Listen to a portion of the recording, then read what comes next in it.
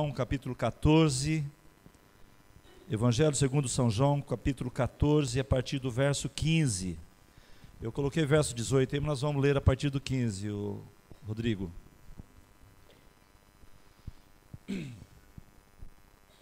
Evangelho segundo São João, capítulo 14, a partir do verso 15. Ok? Se me amais, guardareis os meus mandamentos, e eu rogarei ao Pai, e ele vos dará outro Consolador, a fim de que esteja para sempre convosco, o Espírito da verdade, que o mundo não pode conhecer, porque não o vê, nem o conhece. Vós o conheceis, porque ele habita convosco e estará em vós. Não vos deixarei órfãos, voltarei para vós outros. Até aqui. Pai querido e amado, nós nos submetemos à tua palavra, à autoridade dela, e à unção e à graça que vem de ti, do teu Espírito, para nos revelar os teus propósitos aos nossos corações nesta noite. Portanto, ó Deus, fale conosco, Senhor Deus, e que a tua palavra encontre uma terra preparada, Senhor, para que assim nós possamos dar frutos para ti, em nome de Jesus. Amém. Irmãos, o tema desta ministração é: não estamos órfãos. E eu fiquei muito surpreso comigo mesmo. Na verdade, fiquei surpreso com o Espírito Santo de Deus. Porque esse texto que nós acabamos de ler, eu sempre pronuncio ele aqui na igreja. Não sei se vocês já perceberam que sempre estou falando, não vos deixei órfãos. E eu sempre olhava para esse texto e eu imaginava, que nós não, tinha certeza disso, que nós não estamos sozinhos. Esse momento aqui que Jesus falou essas palavras, ele estava falando de algo que iria acontecer, estava próximo à sua morte, e ele disse que ele voltaria para o Pai, mas ele não nos deixaria sozinhos. Ele enviaria um outro Consolador. Vocês não estarão órfãos. O mundo não pode conhecer esse Espírito, mas ele diz: mas vós conheceis, não é? E quando eu pensava sobre isso, amados, eu nunca pensei da maneira como Deus me revelou nesse momento. Eu estava lendo esse texto e veio à minha mente essa questão de estarmos órfãos. E nós falamos de orfandade, nós falamos de estar órfão, é quando nós perdemos quem? Nossos pais. Então, se nós poderíamos olhar para esse texto e dizer assim, que Jesus disse assim: olha, eu exerço, eu estou aqui na terra e eu estou cuidando de vocês como um pai cuida. Eu estou alimentando vocês espiritualmente, eu estou dando um novo caminho, uma nova verdade, mas eu vou voltar para o meu Pai, mas vocês não vão ficar órfãos. E quando ele diz vocês não vão ficar órfãos, ele está dizendo, vocês vão continuar tendo um pai aqui na terra, sim ou não?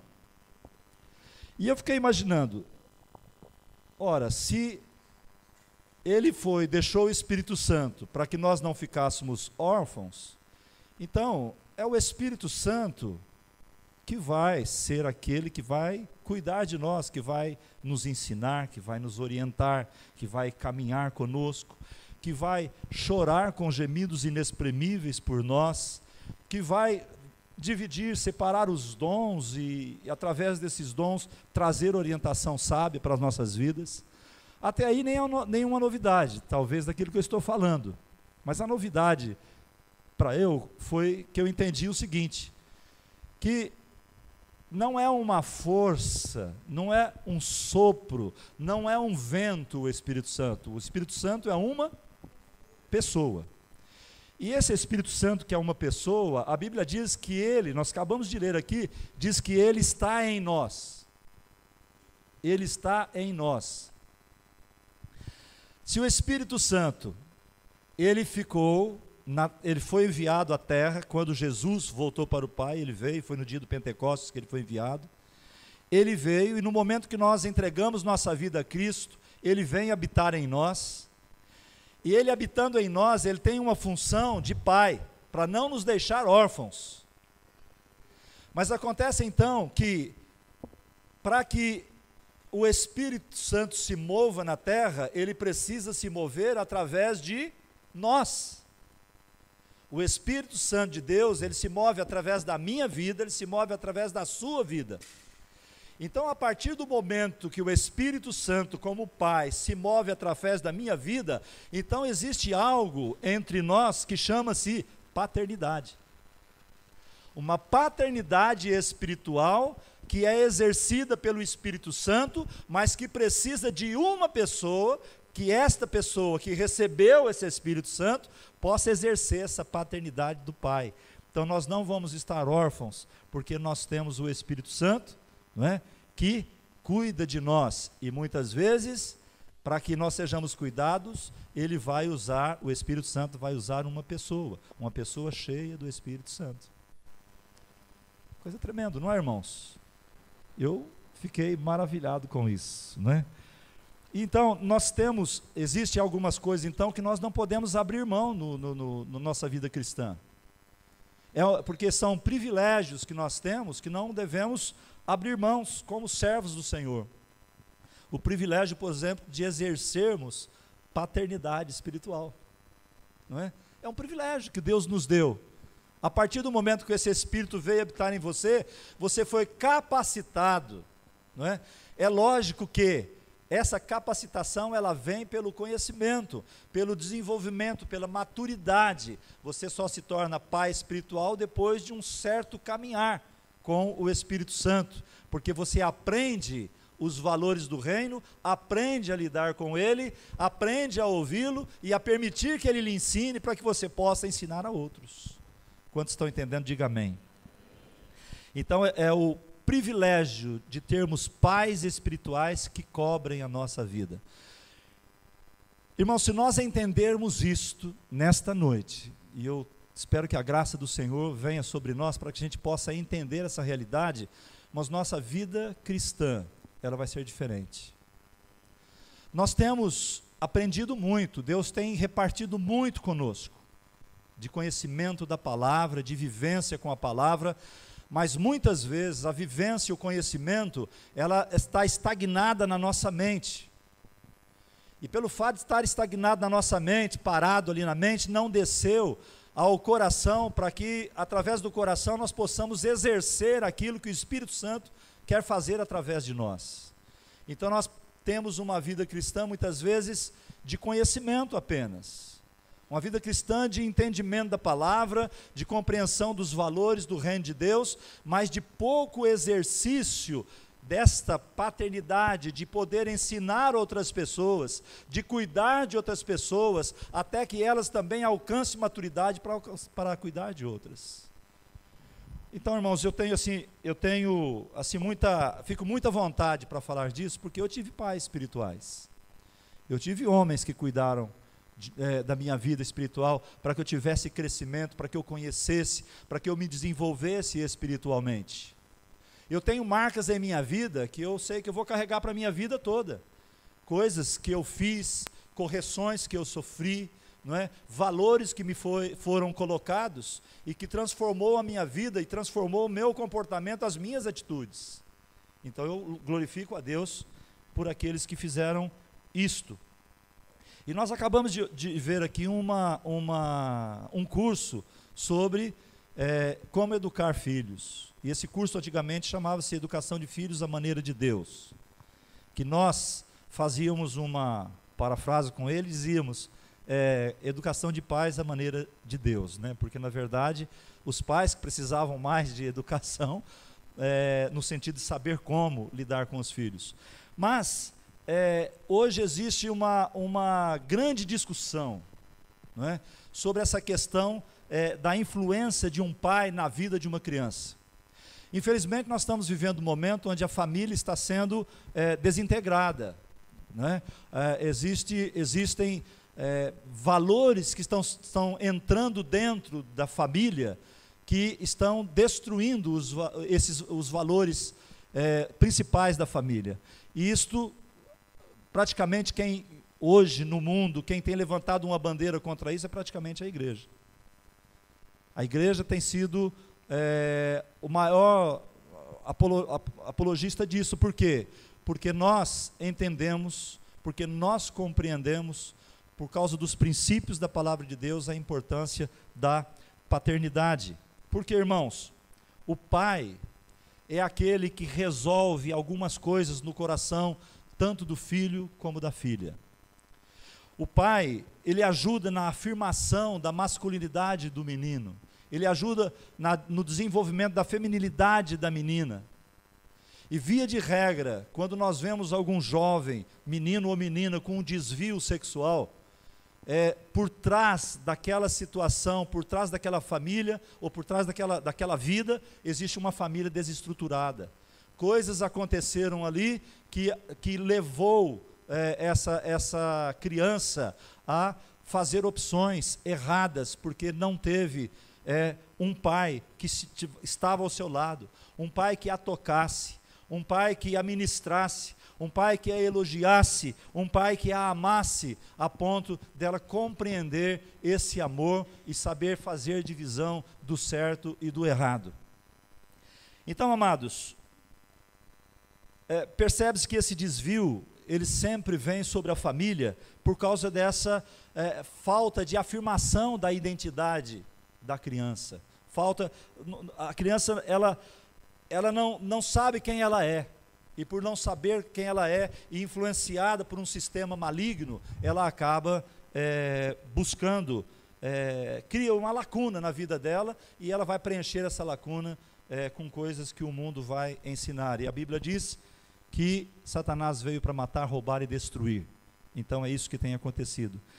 E por que para nós é importante isto que nós estamos falando, essa questão da paternidade? Por que é importante? Porque nós precisamos ser um povo, uma igreja, que não somente nós venhamos a ganhar vidas para Jesus, mas que nós possamos também cuidar delas. Irmãos, isto é primordial no reino. O reino de Deus, ele não é estático. Nós não podemos fazer parte do reino de Deus e vivermos sentados em uma cadeira de uma igreja, frequentando algumas reuniões da igreja. Nós somos chamados para um propósito que é expandir o reino de Deus, ampliar as estacas do reino, e nós precisamos olhar para isso. Nós estamos buscando estratégia aqui na igreja para isso, amados. Nós estamos buscando estratégia para que o nosso pastoreio, a liderança, como liderança da igreja, seja mais eficiente na sua vida. E isto também significa paternidade. No momento que nós, como liderança, nos preocupamos em dar crescimento, em desenvolver a sua vida espiritual, em trazer maturidade, em trazer ensino, em trazer valores, não é? É para que você possa, como também líder, passar isso para outros, não é? Então nós estamos providenciando isto. Não é porque nós queremos somente que uma estrutura, ou creiamos que uma estrutura vai resolver todo esse problema de paternidade. Não é isto. O que nós queremos, irmãos, não é formar uma grande estrutura que nos emperre, que nos amarre. O que nós queremos é promover uma estrutura que melhore a qualidade do pastoreamento dentro da casa do Senhor. Quantos estão entendendo isso? Nós como líderes precisamos fazer isso. E vocês, como membros da igreja, ou como líderes, braço estendido dos líderes, também precisam buscar isto, para que nós possamos alcançar esse objetivo. Qual o objetivo? De permitir que o Espírito Santo, que habita em você, alcance outras vidas, fora da igreja e dentro da igreja, para que você cuide delas, até que elas alcancem maturidade. E depois delas alcançarem maturidade, elas vão pegar outros para levantar, até que esses também alcancem maturidade. Esse é o reino de Deus em movimento, é o reino de Deus em funcionamento. O apóstolo João, lá na primeira carta de João, no capítulo 2, ele fala sobre essa questão de... Ele mostra que existem alguns estágios, né, na vida cristã. Pode colocar. Alguns estágios na vida cristã.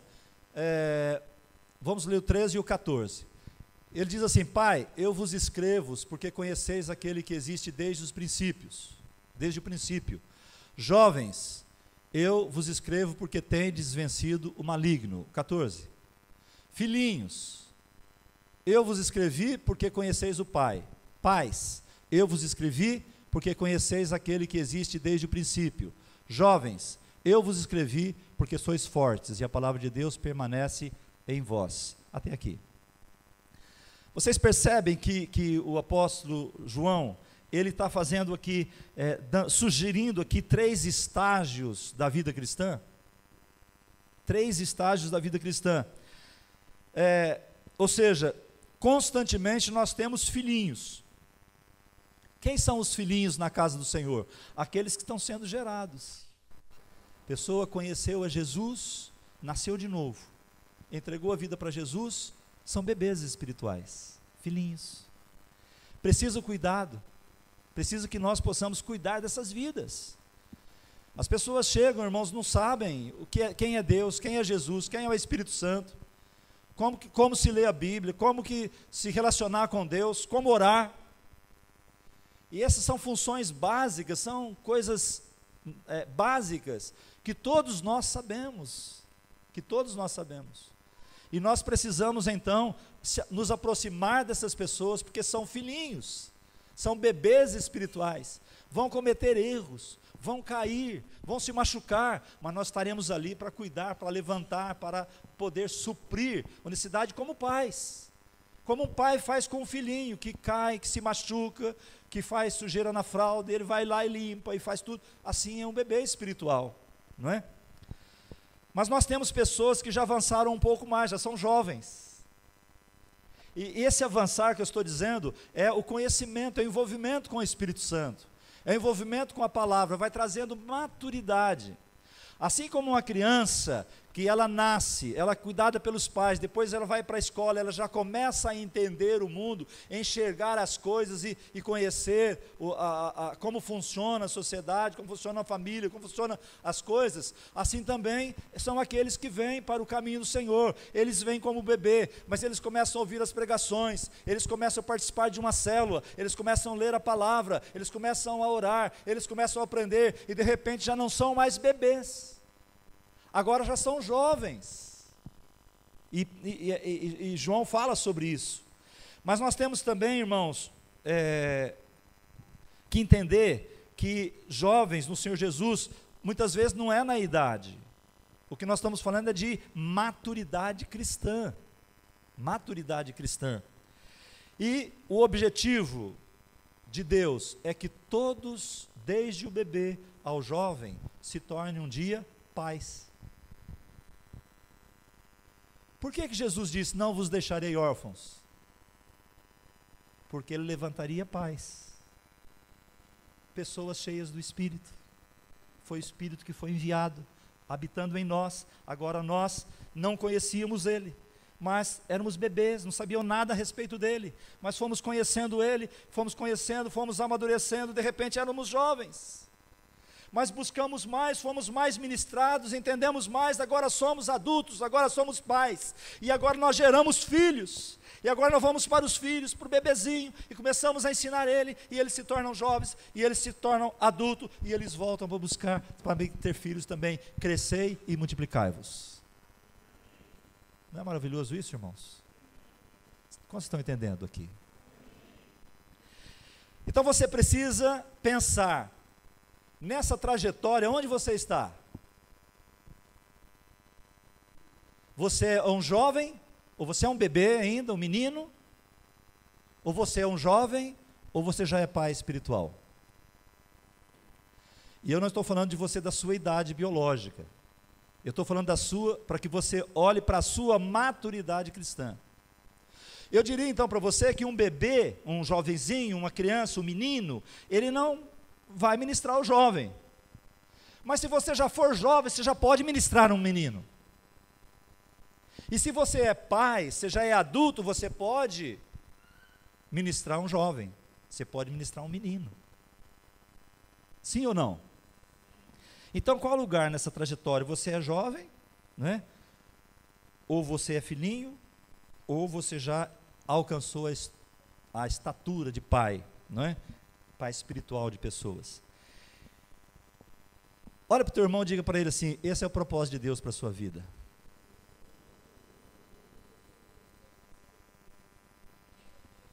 Põe a mão no ombro do seu irmão, diga para ele: você não entendeu. Este é o propósito de Deus para a sua vida.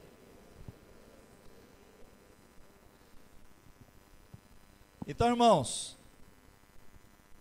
queridos, quando Deus enviou o Espírito Santo, Jesus falou, não foi? Ele falou: não vos deixarei órfãos.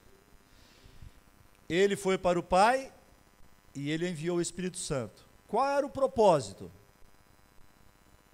Que nós orássemos em línguas, que ele dividisse os dons espirituais. Tudo isso faz parte da edificação.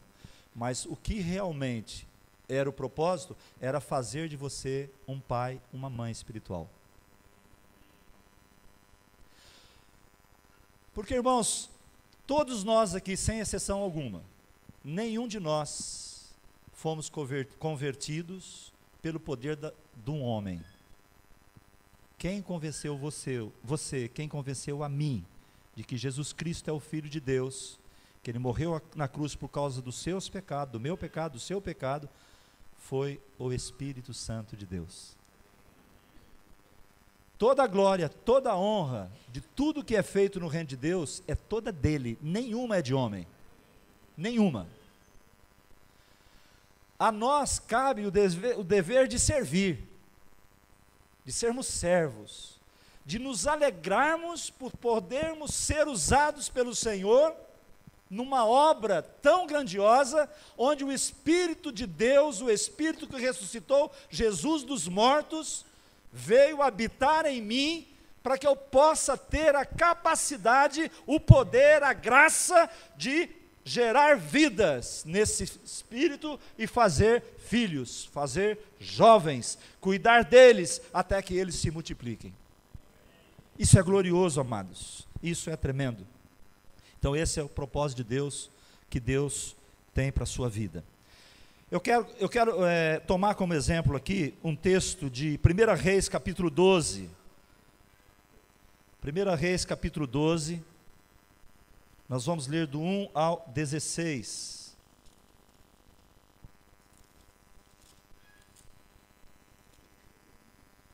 Primeira Reis 12. Aqui nós vamos tirar algumas conclusões a respeito desta questão, para você entender, amados. Nós poderíamos até encerrar o culto já, mas eu creio que nós podemos aprender mais. Amém? Então vamos ler. 1 Reis, capítulo 12, verso 1. Foi Roboão a Siquém, porque todo Israel se reuniu lá para o fazer rei.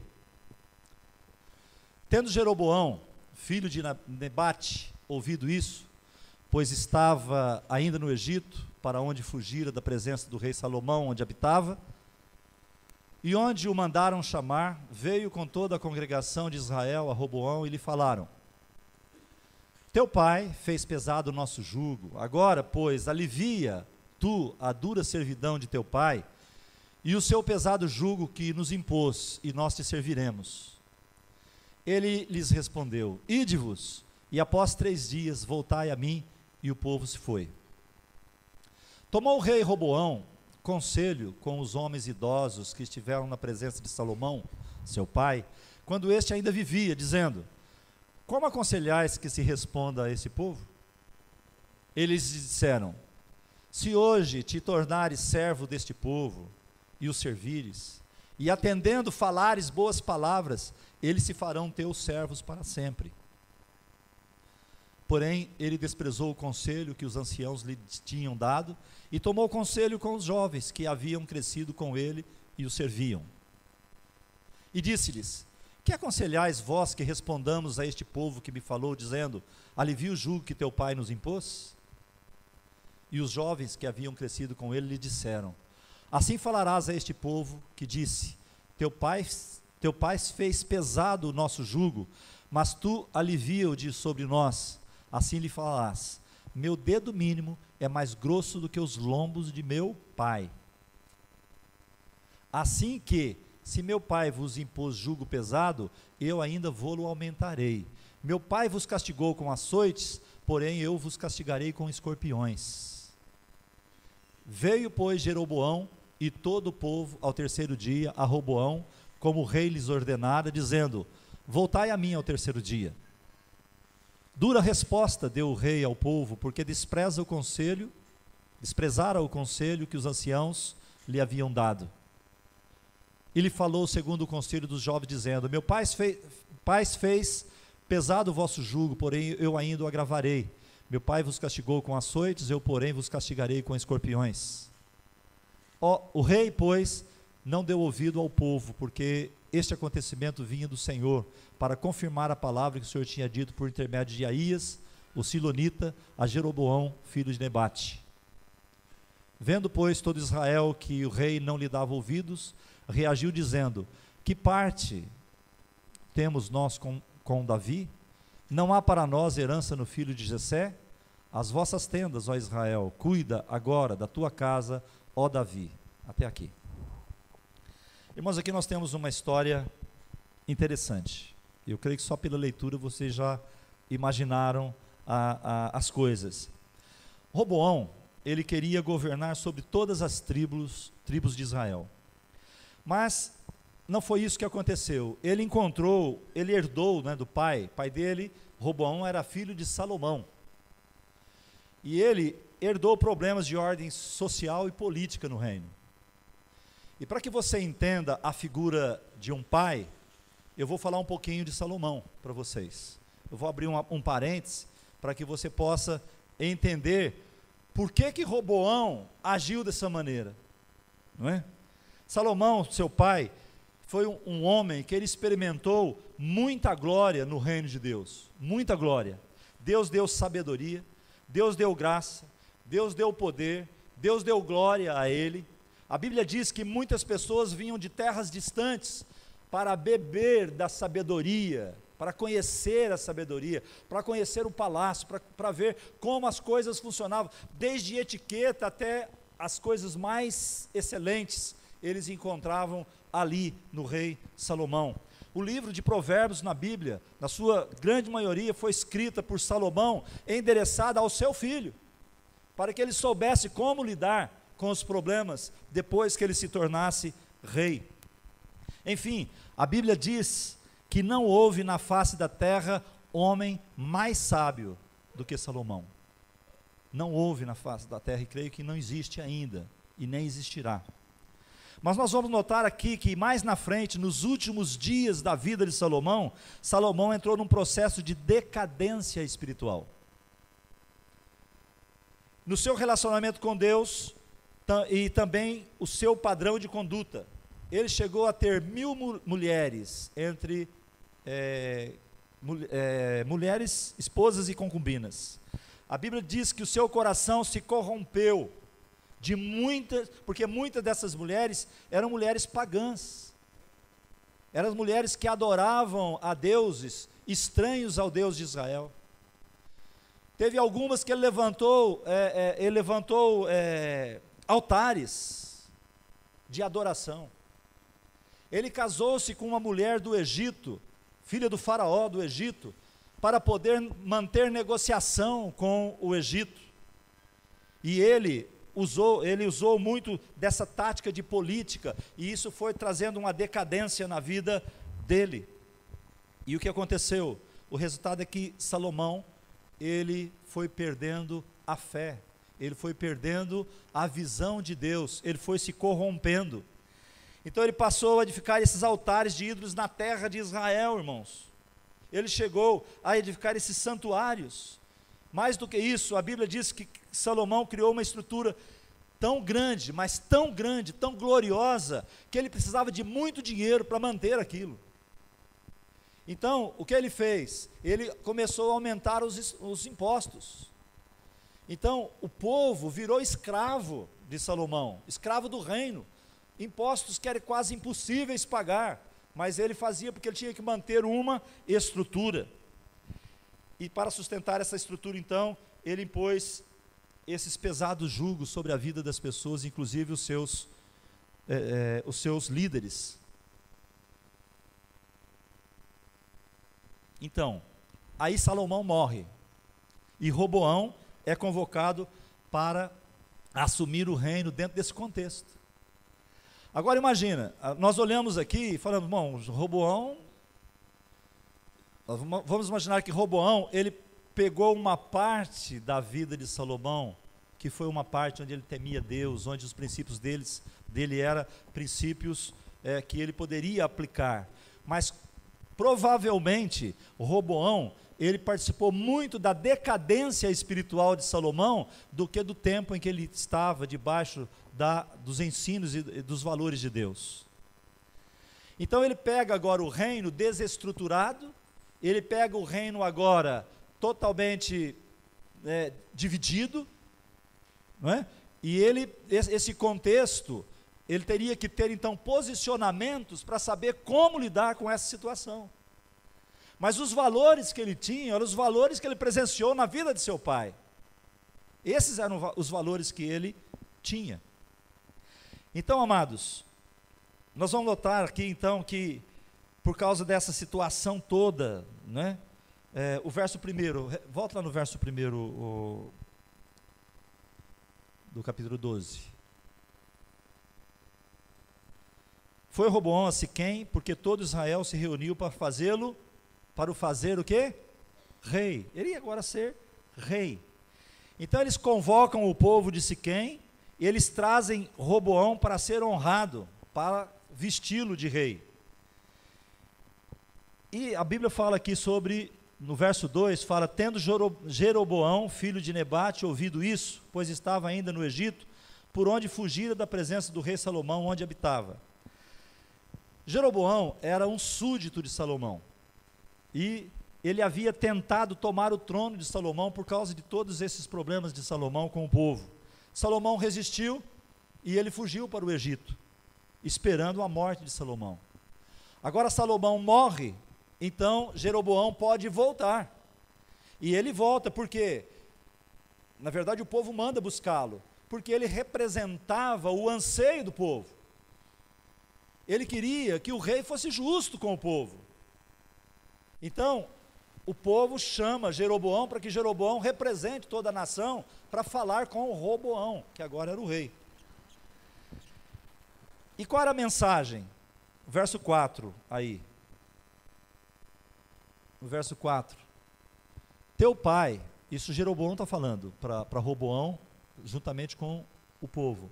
Teu pai fez pesado o nosso jugo. Agora, pois, alivia tu a dura servidão de teu pai e o seu pesado jugo que nos impôs, e nós te serviremos. Percebe? Jeroboão, ele não estava querendo dar um golpe, ele só queria justiça. Então ele disse, olha, teu pai fez um jugo muito pesado sobre nós, alivia esse jugo e nós vamos te servir. Não dá para servir dessa maneira, muda o seu esquema, ninguém aguenta mais essa situação, o povo está sendo esfolado, subjugado pelos altos impostos. Ele estava dizendo, Roboão, você tem uma oportunidade de mudar essa situação. E Roboão poderia ter aproveitado essa grande oportunidade que Deus estava lhe dando para mudar a situação, mas, amados, havia uma grande expectativa no coração do povo, e ele estava dizendo, se você mudar, o povo dizendo, essa situação, nós vamos te servir. Versos 5 e 6, vamos caminhar nesse texto. E lhes respondeu, ide-vos após 3 dias, voltai a mim, e o povo se foi.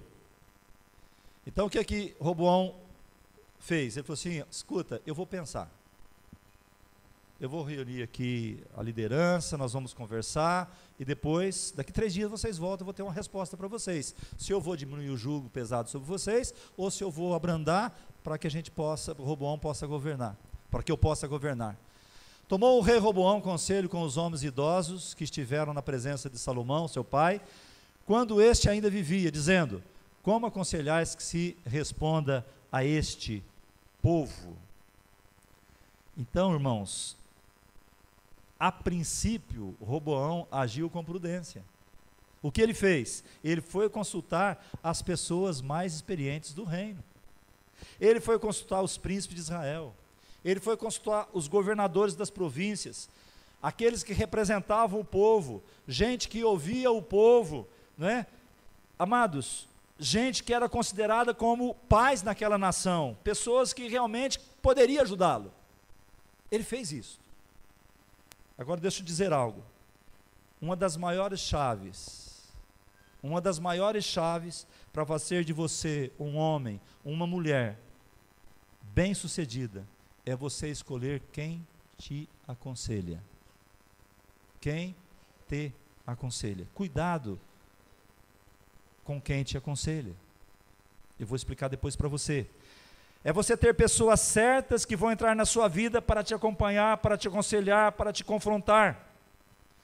Amados, vão aparecer momentos na nossa vida que nós precisaremos de conselhos sábios.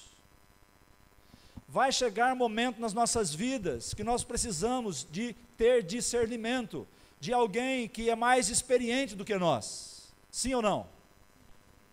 Momentos de transição na nossa vida, irmãos. Há situações que de repente começam a mudar as nossas vidas. É uma notícia má, é uma catástrofe, é um desastre, uma situação, acontecimentos, e nós começamos a ver que as coisas começam a mudar, e tem decisões a serem tomadas, tem demandas na nossa vida, com os nossos filhos. Quando são pequenos tratamos de um jeito, quando jovens tratamos de outro, quando adultos tratamos de outro. São ciclos que nós precisamos saber como lidar, e às vezes precisamos de ajuda. Se nós buscarmos conselhos em pessoas erradas, isso pode alterar o futuro das nossas vidas. Poderá mudar a nossa história, se nós buscarmos em pessoas erradas. Então, quando nós ouvimos pessoas erradas, com intenção errada, às vezes é só uma boa intenção que a pessoa tem. Irmãos, quem é que diz que boas intenções pode levar aos planos do Senhor nas nossas vidas? Eu me lembro, uma coisa que me marcou muito a minha vida, foi um dia que um pastor, esse pastor que vai estar conosco aqui no Ana Jacinta, o pastor Miguel Piper, e ele me disse algo. Ele falou assim: olha, eu sei que você é uma pessoa que ama muitas ovelhas, mas você precisa de uma coisa, saber de uma coisa, um recado de Deus para você. O teu amor não pode ser maior do que a justiça de Deus. Ele estava dizendo: não passe a mão na cabeça, fale sempre a verdade. Não é? Por quê, irmãos? Porque não é boas intenções que vai resolver o problema das pessoas. O que resolve problemas das nossas vidas chama-se verdade. E a verdade precisa ser dita. Muitas vezes dói mais em nós falar a verdade do que quem ouve. Mas é necessário que seja falada. Agora, irmãos, veja a palavra de sabedoria que esses homens trouxeram ao rei. Verso 7. Então esses homens idosos, eles disseram: se hoje te tornares servos desse povo. Quem está falando? Os mais velhos, os idosos. Olha, Roboão, se você se tornar servo desse povo, servir esse povo, atender eles, falar boas palavras sobre eles, eles se farão teus servos para sempre, eles vão te servir para sempre, não é? Irmãos, hoje se fala muito em liderança serva. Hoje existem livros, existem seminários seculares, inclusive, não só dentro da igreja, que ensina que um líder é aquele que serve. O líder é aquele que serve. Então, eu quero lembrar que essa escola, quem iniciou não foi um homem, um grande pensador. Quem iniciou essa escola foi Jesus. Nós fomos chamados para servir. Jesus nos deu esse exemplo e falou que nós deveríamos servir. Quem quisesse o melhor teria que servir, ser o melhor teria que servir. Então, diga comigo assim: grandes líderes precisam ser antes grandes servos. Então, se nós queremos ser grandes líderes, nós precisamos ser grandes servos em primeiro lugar, não é? Paulo fala lá em Filipenses capítulo 2, verso 5, 8, algo muito interessante sobre essa questão do servir. Filipenses 2, 5, 8. Olha o que ele diz: tende em vós o mesmo sentimento que houve também em Cristo Jesus. Pois ele, subsistindo em forma de Deus, não julgou como usurpação o ser igual a Deus. Antes, a si mesmo se esvaziou, assumindo a forma de servo, tornando-se em semelhança de homens e reconhecido em figura humana. Verso 8. E a si mesmo se humilhou, tornando-se obediente até a morte, e morte de cruz. Então, amados, ele é Rei dos reis, ele era Rei dos reis, Senhor dos senhores, ele é ainda, mas quando ele veio também ele já era, não é? Mas ele veio para nos servir. Então nós fomos chamados para servir. Porque como nós podemos ser pais se nós não servirmos? Como nós podemos ser mães espirituais se nós não servirmos? Não é? Então veja bem, Salomão sabia disso no começo do seu ministério. No começo do ministério dele, ele sabia, pois antes de começar a governar, ele estava orando, quebrantado diante do Senhor. E Deus disse a Salomão: Salomão, você pede o que você quiser. Imagina, irmãos, aquele negócio do gênio da lâmpada, que você passa lá, sai a fumacinha, sai o gênio, fala, pode fazer 3 pedidos aí. Não foi assim, é lógico, estou contando uma história para você imaginar. Deus chegar para você e falar assim: você escolhe o que você quiser. Sabe o que Salomão falou? Não peço riqueza, eu não peço nada. Eu quero sabedoria para eu cuidar do teu povo. Sabedoria. E por causa da sabedoria que ele pediu, Deus multiplicou tudo na vida dele. Esse era o coração de Salomão no início do seu reinado. Esse era o coração dele. Era um coração de um homem que queria servir ou não? Sim. Não é? Mas, amado, é isso que acontece. Nós no começo, nós temos o coração quebrantado. Nós no começo, nós nos humilhamos. Nós no começo, nós servimos. E então, por causa da nossa atitude de servir, nós atraímos a bênção de Deus sobre nós. E nós começamos a ser abençoados. E pelo fato de nós sermos abençoados, nós começamos a achar que nós não precisamos mais de Deus. Ah, que será da minha célula se eu não estiver lá? Se a minha presença não estiver lá? Ah, que será da música se eu não tocar ou se eu não cantar? Ah, sabe, nós começamos a achar que nós somos, como diz o Alessandro, o cara. Você não, é o Roberto Carlos falando, né? O cara. Não é? Então, amados, essa mudança de valores nos faz corromper no nosso coração. E as pessoas falam: ah, como era bom o primeiro amor. Você só não está no primeiro amor até hoje porque você se ensoberbeceu. Ninguém falou amém. É amém, né? É amém, não é? E nós vamos abandonando aquele coração, nós vamos ficando importante, né, irmãos? Então nós precisamos aprender a lidar com a bênção de Deus em nossas vidas. Precisamos, irmãos. Se Deus nos abençoar, vamos nos humilhar mais, para que nós recebamos mais bênção ainda. E não encher o nosso peito e acharmos que nós somos os melhores, não é? Deus disse para Moisés, quando o povo entrou na terra, falou assim: olha, diga para eles lá, não incutirem nos seus corações, dizendo, foi o meu braço, a minha capacidade, foi a minha sabedoria que conquistou essas riquezas. Antes te lembrarás do Senhor teu Deus. Antes de nós exaltarmos a nós mesmos, vamos exaltar o nome do Senhor. Que eu e você, nós possamos nos lembrar do Senhor todos os dias da nossa vida, em tempo de escassez e em tempo de abundância. sempre na dependência do Senhor. Você já percebeu que o movimento de oração em nossas vidas, ele se torna grande quando nós passamos por dificuldades? Aqui não acontece, só acontece lá no Maranhão, né? Aqui não acontece isso.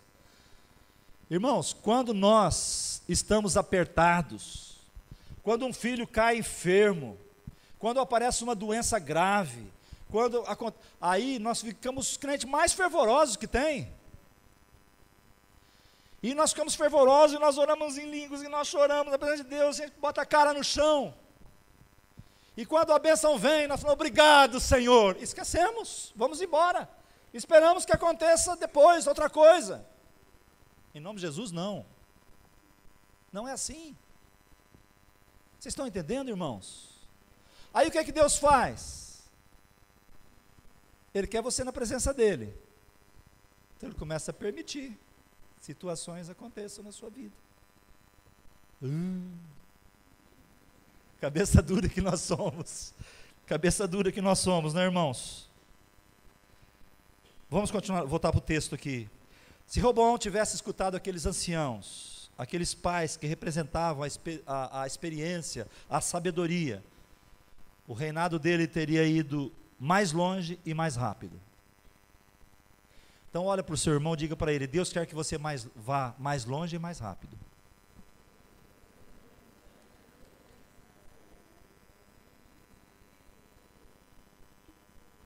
Você entendeu, irmão?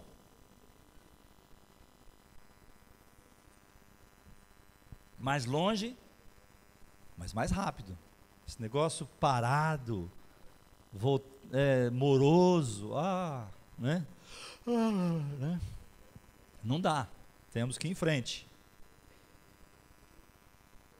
Mas isso somente vai acontecer, agora preste atenção, se você tiver um pai que te cutuque.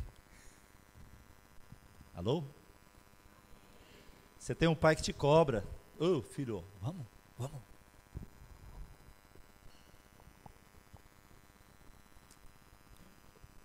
Você não irá mais longe e mais rápido, com consistência, se não houver paternidade na sua vida. Você pode pensar de maneira diferente, mas essa é a verdade. Olha o que Roboão fez, verso 8. Olha a resposta de Roboão. Eu, quando estava lendo aqui, eu escutei algumas pessoas falar misericórdia aí, né, do que ele falou. Porém, ele desprezou o conselho que os anciãos lhe tinham dado e tomou conselho com os jovens que haviam crescido com ele e o serviam. Misericórdia. Essa palavra desprezou no hebraico significa deliberadamente, ele rejeitou, ele abandonou o conselho, no caso aqui dos pais espirituais. No lugar de ouvir as pessoas certas, ele buscou o conselho dos seus amigos de infância.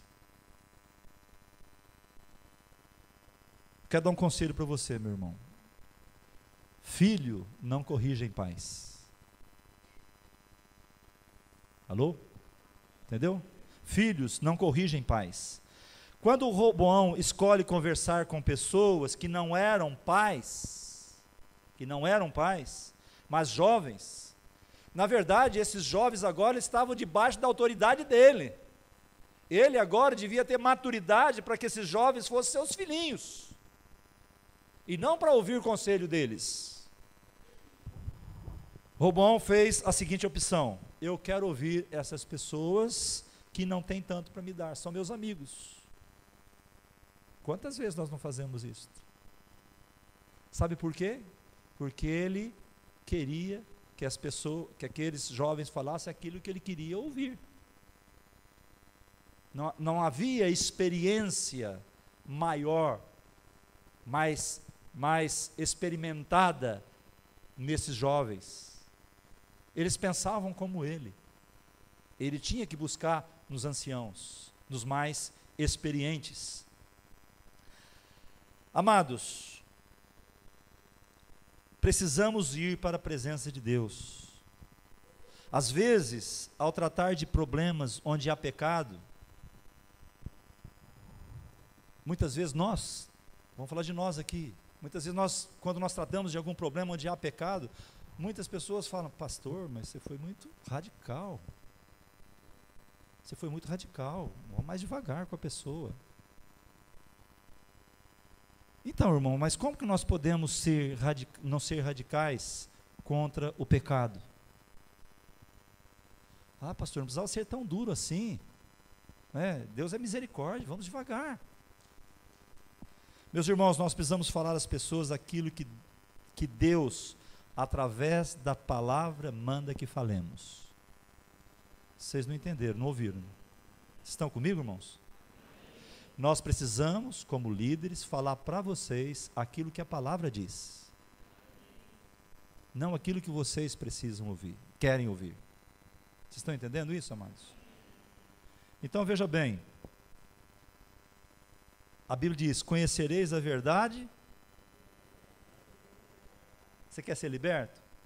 Precisa, não tem cura, não tem libertação, a não ser no lugar onde há verdade. Não tem outro meio, não é? Então, ele resolve ouvir a molecada, desculpa a palavra, uma meninada, não é? E aí esses meninos, amigos, provavelmente eles queriam lucrar alguma coisa, algum cargo no reino, e eles vão falar o que ele quer ouvir, não é? O que ele quer ouvir. E eles falam para o rei aquilo que o rei queria ouvir, e não o que o rei precisava ouvir. Eu quero colocar aqui algumas verdades sobre a paternidade. Paternidade sempre acontece a partir de alguém mais experiente, com maior autoridade e sabedoria. Alguém mais vivido. Alguém que já foi mais longe do que nós. Paternidade vem de pessoas que começou antes de nós, que têm autoridade, que Deus colocou sobre eles. Paternidade não precisa ser imposta, precisa ser reconhecida. Não é algo que você impõe. Por exemplo, quando você que tem filho, o filho nasceu, você cria o filho, de repente o filho está, papai, mamãe, ele está se comunicando com você como autoridade. Por quê? Porque é natural. Ele te reconhece como autoridade. A autoridade não está no tamanho do seu grito, está na grossura da sua voz. A autoridade está naquilo que você é.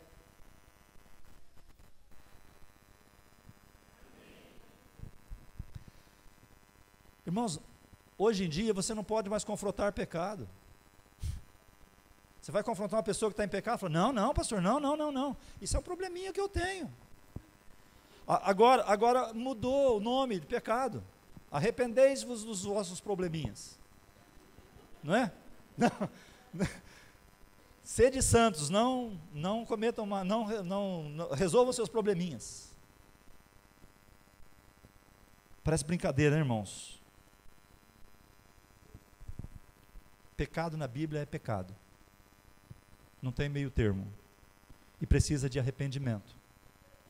Precisa do sangue de Jesus. Tem que tocar, tem que cobrir. Tem que haver arrependimento, tem que haver conversão, tem que haver retorno à santidade. Verso 9.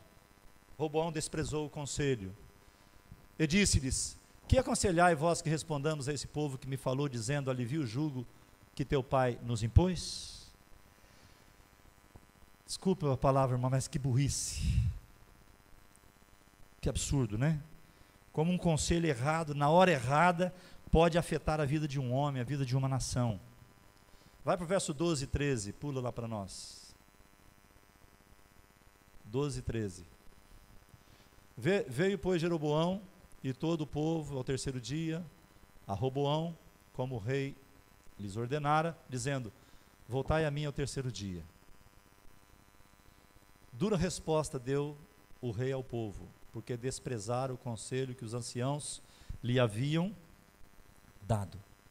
Então Roboão disse mais ou menos assim, olha, é o seguinte, vocês vão sentir saudades do meu pai. Se o meu pai era ruim, agora vocês vão ver quem é ruim. Agora vocês vão ver, vão experimentar. E veja no verso 16. Vendo, pois, todo Israel, que o rei não lhe dava ouvidos, reagiu dizendo, que parte temos nós com Davi? Não há para nós herança no filho de Jessé? As vossas tendas, ó Israel, cuida agora da tua casa, ó Davi. Irmãos, sabe o que significa isso? Houve uma divisão nas 12 tribos de Israel. Divisão. As 10 tribos do norte se uniram para formar o reino do norte, sob o governo de Jeroboão. Lá no sul, Judá e Benjamim se juntaram e estabeleceram o reino de Judá. Mas o reino nunca mais foi o mesmo. Essas foram as consequências do posicionamento de Roboão, por não ter ouvido os anciãos. Eu quero orar com você, meu irmão, eu quero concluir com esses pensamentos. E já estou encerrando, mas preste atenção nisto. Nós vivemos numa geração de órfãos. Geração de órfãos, gente que não teve a figura de um pai em casa. Pessoas que não foram tocadas, abraçadas, amadas. Homens que nunca ouviram de seus pais um eu te amo. Nunca ouviram uma palavra de afirmação. E sabe o que acontece? Existe uma lacuna na alma dessas pessoas. E esses homens hoje na casa do Senhor se tornaram homens passivos, omissos, homens que não assumem o seu papel. Mulheres que, porque também não foram afirmadas, hoje são mulheres carentes e caem nas armadilhas que o mundo coloca sobre elas. E essas pessoas estão chegando na igreja. Essas pessoas estão no nosso meio. E Deus quer curar essas pessoas, amados. E Deus quer curar esses homens que não tiveram pais. Onde é que estão os pais da casa do Senhor que vão receber essas pessoas? Onde estão as mães aqui dentro que vão receber essas pessoas? Que vão curar esse povo? Vou fazer uma pergunta para você. Quantos pais e mães naturais nós temos aqui? Não é? Pode abaixar a mão. Esse povo vai chegar, irmãos. Esse povo vai chegar, está chegando. Pessoas que não tiveram pais. Uma geração de órfãos. E o que a Bíblia diz a respeito disso? Só para nós encerrarmos. Salmo 27, 10. Não vou fazer comentários grandes, só pequenos. Salmo 27, 10. Porque se meu pai e minha mãe me desampararem, o Senhor me acolherá. Então as pessoas que chegarem desse jeito na casa do Senhor, precisam encontrar pais e mães espirituais, para que esse versículo se cumpra na vida das pessoas. Às vezes nós olhamos para esse versículo, porque se meu pai e minha mãe me desampararem, o Senhor me acolherá. Então nós viramos as costas e deixamos, Deus vai cuidar de você. Tem até um provérbio, o cara está nos Deus dará. Porque se o pai de uma pessoa, se a mãe de uma pessoa desamparou ele, o Senhor o acolherá através da minha vida, da sua vida. É isso que a Bíblia está dizendo. Salmo 68, versos 5 e 6.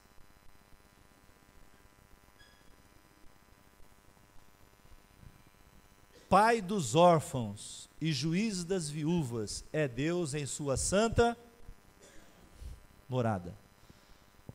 Alô? Tem alguém aí? Onde é a santa morada de Deus? Peguei vocês. Beber uma água. Vós sois templos onde habita Deus. Entenderam, irmãos? Pais de órfãos e de viúvas é Deus em sua santa morada.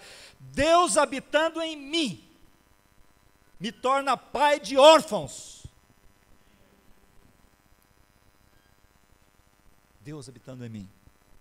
Agora, eu preciso me dispor a isso, senão o Espírito Santo vai ficar sempre dentro de mim, esperando uma atitude minha. Quantos estão entendendo? Que Deus mude a minha vida, a sua vida, as nossas vidas nessa noite. Então, paternidade é um dos princípios que regem o reino de Deus. É um dos princípios. Se você desprezar isso, você não vai muito longe. Se você honrar a paternidade, os pais que Deus tem colocado sobre você, Deus vai te abençoar. Deus vai te abençoar, meu irmão, minha irmã. Honra é um princípio importante no reino de Deus. Então honrem as pessoas que estão sobre você. Honre. Aceite. Talvez você diga assim, mas está difícil ouvir. Ouça, aceite, se submeta a Deus e Deus vai abençoar a tua vida. Porque a ordem. Se você abrir os olhos, você verá que Deus já tem colocado muitos pais e mães bem pertinho de você. Bem pertinho de você. E Deus vai levantar outros, porque eu creio que Deus está nos chamando para sermos um lugar de pais e mães espirituais. Só 18 pessoas falou amém. Irmãos, vou repetir essa frase. Se você abrir os olhos, você verá que Deus já tem colocado muitos pais e mães bem pertinho de você. E Deus vai levantar outros, porque eu creio que Deus tem nos chamado para sermos um lugar de pais e mães espirituais. Amém. Assim seja. Vão chegar bebês. Vamos ter gente no processo, se tornando jovens, na casa do Senhor, e teremos pais que cuidam com amor.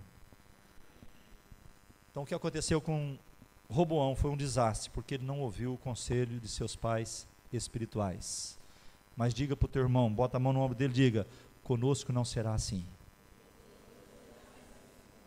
Amém? Vamos colocar em pé?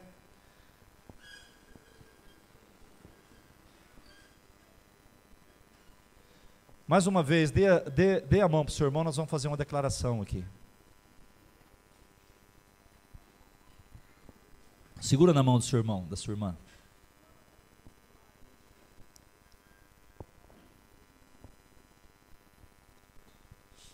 Fecha os teus olhos um pouquinho, querido. Pai, nós ouvimos a Tua palavra, Senhor, e verdades da Tua palavra nos foi revelada nesta noite. E Senhor, quando eu preparei essa palavra, o Senhor me deu essa palavra que eu quero repartir com os irmãos agora.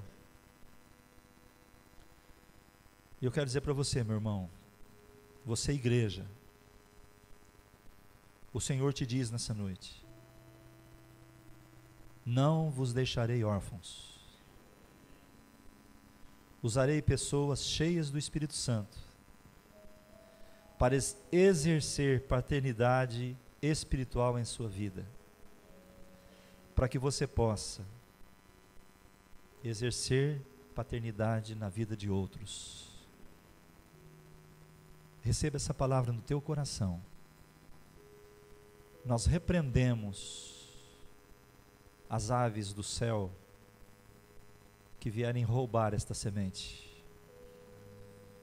Porque essa semente não vai cair entre os espinhos, nem em meio às pedras, mas ela cai nesta noite, num coração como uma terra bem preparada, e haverá frutos, porque o Senhor está nos concedendo um tempo novo, um tempo de experimentarmos o que Ele tem para nós como igreja. E nós não vamos permitir que esse tempo passe sem que nós nos apropriemos disto. Então, Pai, eu levanto as minhas mãos sobre cada filho teu aqui.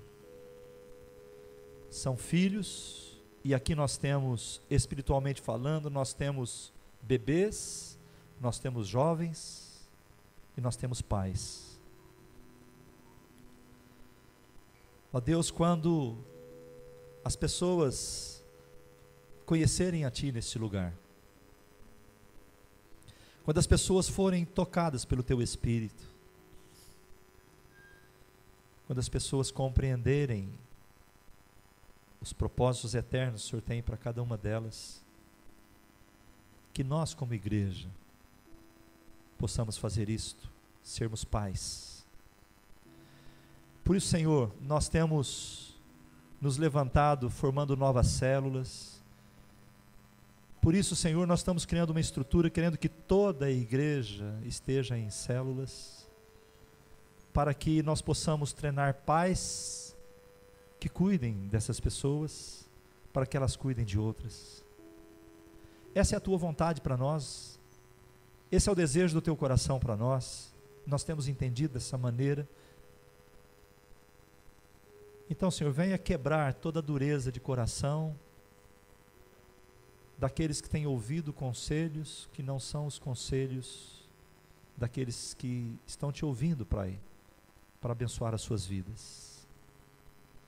Venha repartir com cada um nesta noite o desejo de servir, o desejo de ser pai, de cuidar de vidas, de se interessar pelo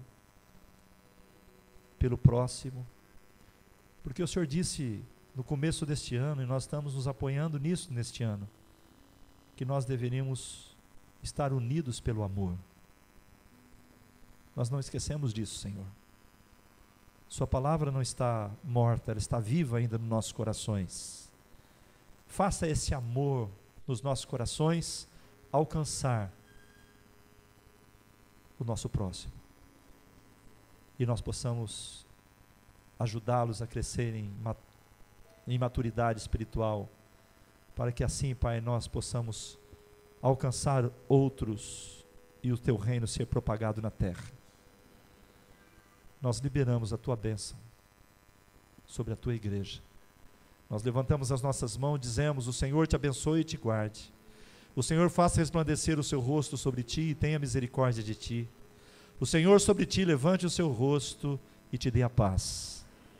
Assim, ó Deus, leva o teu povo de volta aos seus lares, debaixo desta paz e com esta certeza de que teu Espírito quer agir através de cada um de nós. Em nome de Jesus. Amém. Amém. Dê um abraço no teu irmão, querido. Vamos cantar, irmãos? Cantar?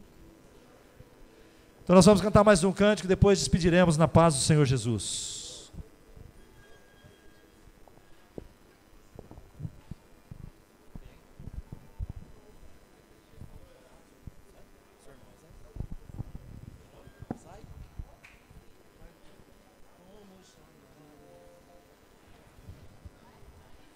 Fomos chamados. Ela é nova.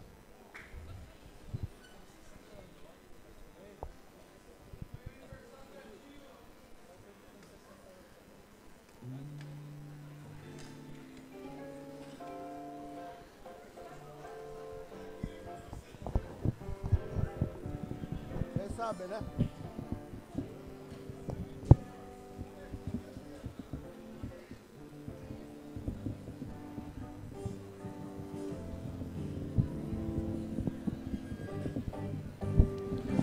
Fomos chamados para te adorar. Fomos criados para o teu louvor, para o teu louvor, para o teu louvor, para o teu louvor.